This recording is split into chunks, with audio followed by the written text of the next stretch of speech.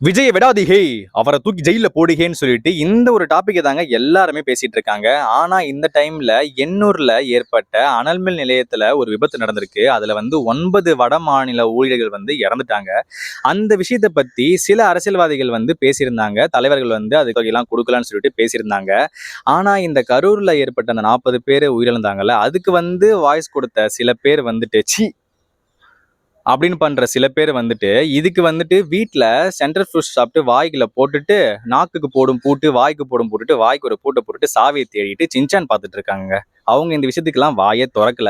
ஒரு விஷயத்துக்கு நீங்க வாய்ஸ் அவுட் கொடுக்குறீங்கன்னா, ஒரு ஷவுட் அவுட் கொடுக்குறேன், இதுக்கு நான் எதிர்ப்பு தெரிவிக்கிறேன் அப்படின்னா, அந்த விஷயத்துல அரசியல் சார்ந்து இருந்துச்சுன்னா அதுக்கு ஈஸியா எல்லாம் கருத்து சொல்றாங்க. ஆனா இந்த மாதிரி ஏற்படுற பொதுவான மக்கள் இறக்குறது சில விஷயங்களுக்கு அவங்க வாய்ஸுக்கு இந்த ஹிந்தி படங்களுக்கெல்லாம் ஒரிஜினல் வாய்ஸ் கொடுக்க மாட்டாங்க, டப்பிங் தான் போவாங்க. அந்த மாதிரி இவங்க அதுக்கெல்லாம் வாய்ஸ் கொடுக்க மாட்டேன், நான் சும்மா தான் இருப்பேன், வீட்டில் தான் இருப்பேன்னு சொல்லிட்டு எந்த ஒரு விஷயத்தையும் பதிவு பண்ண மாட்டாங்க. நான் என்ன சொல்றேன்னா, எல்லாத்துக்கும் காமனா இருங்க. இந்த உலகத்துல யாரு எல்லா உயிரும் சமந்தான்.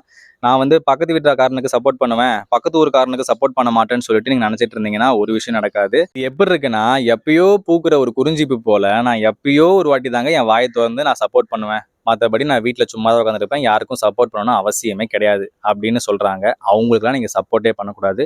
உங்க கருத்து என்ன இருக்குன்னு சொல்லிட்டு நீங்க கமெண்ட்ல சொல்லுங்க.